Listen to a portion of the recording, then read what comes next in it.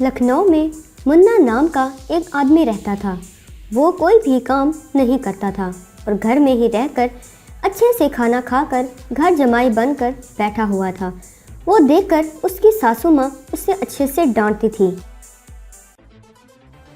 क्या बाबू, कितना घर जमाई होने से भी ऐसे खाली पीले घर बैठकर अच्छे से खाते रहोगे तो सोने का पहाड़ भी पिघल जाएगा ना।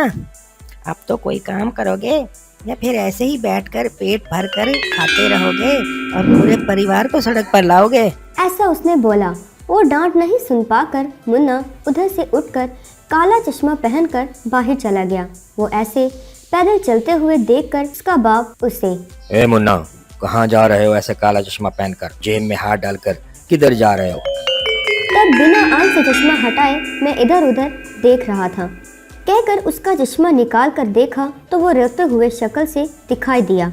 वो देखकर उसके पिता ने उससे कहा, क्या हुआ रे, क्यों रो रहे हो? पूछा। तब मुन्ना बोला, घर जमाई बनकर जाएगा तो मेरा लाइफ हैप्पी रहेगा, कहा था ना आपने मुझे। लेकिन मेरी सास तो हर रोज मुझे बुरी तरह डांटती रहती है पिताजी। कहकर जो भी हुआ वो बताकर दुखी हुआ।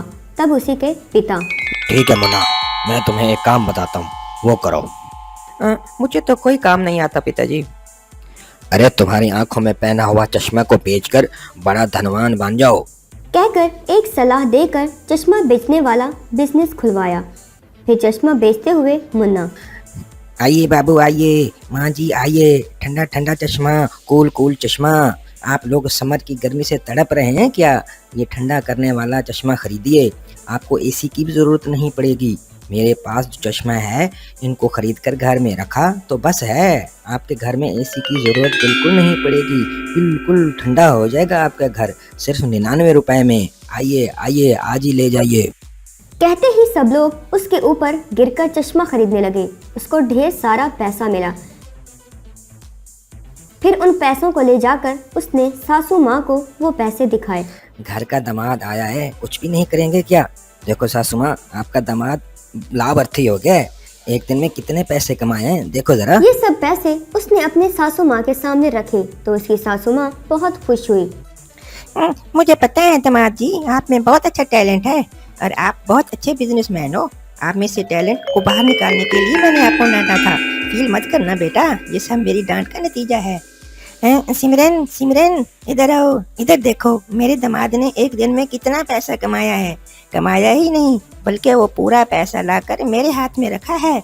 कितना अच्छा है मेरा दामाद। जाओ, जाकर दामाद जी को मटन डालकर अच्छे से खाना परोसो, बेचारे बहुत थक गए हैं। कहकर उसने अपनी बेटी को बुलवाया। तब सिमरन ने अच्छे से मटन डालकर उसको खाना परोसा। मुन्ना बड़े मजे से मटन डालकर खा रहा था। तभी उनके घर के सामने बहुत सारे लोग आकर जमा हुए। उन लोगों में से एक औरत बोली, क्यों रे धोखेबाज, तुम्हारे ये घटिया चश्मा खरीदने से इस एसी का जरूरत नहीं है। घर पूरा ठंडा होगा कि झूठ बोलकर मुझे धोखा दोगे। तुम्हारी बात मानकर मैंने घर में रहने वाले हर एक को चश्मा खरीद कर दिया है। तूने तो कहा था कि इसको पहनकर सो जाइए और पसीना नहीं आएगा। हम गर्मी से पसीने में मरने वाले हो गए हैं।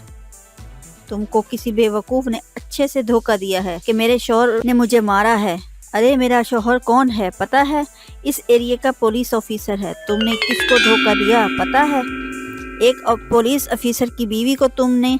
मैं आज देखती हूँ, बाहर आ तो सही। कहते चिल्ला रही थी। तब आराम से मुन्ना मटन को खाते हुए बाहर आ गया और उसने कहा, मैं तो सिर्फ सेलमैन हूँ जी। आपको अगर कोई प्रॉब्लम है तो हमारी कंपनी की ओनर मेरी सासू माँ है, उनसे बात कीजिए।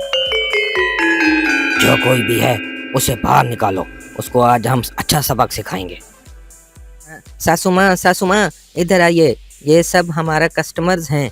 मैंने सेल्स किया था ना वो चश्मा, कूलिंग चश्मा के आभानी हैं। मेरे सेल्स का टैलेंट को देखकर फिदा होकर मुझे आदर करने के लिए आए हैं। मैंने कहा है कि मुझे ऐसा काबिल बनाने वाली सिर्फ मेरी सासू माँ ही हैं, उसको आदर करना है। आइए आइए, आप ही आइए आदर पाने के लिए, आप ही सही हकदार हैं। तब मुन्ना अंदर जाकर अपनी सासू माँ को बुलाकर ले आया। कहकर बाहर आते ही गुस्से में इंतजार करने वाले लोग मिलकर उसकी सासू माँ को पकड़कर खूब मारने लगे। फिर वो उधर गिर गई। तब वो बोली, ये क्या है दामाद जी? ये आदर है सासू माँ। एक और बार घर के दामाद को कम नजर से देखकर बात किया तो ऐसे आदर आपको हर रोज करवाऊंगा। उसने ऐसा कहा। नहीं नहीं बेटा नहीं, तुम्हारे हाथ जोड़ती हूँ, अब ऐसा कुछ नहीं कहूँगी, मुझे माफ कर दो। कहकर गश खाकर गिर गई।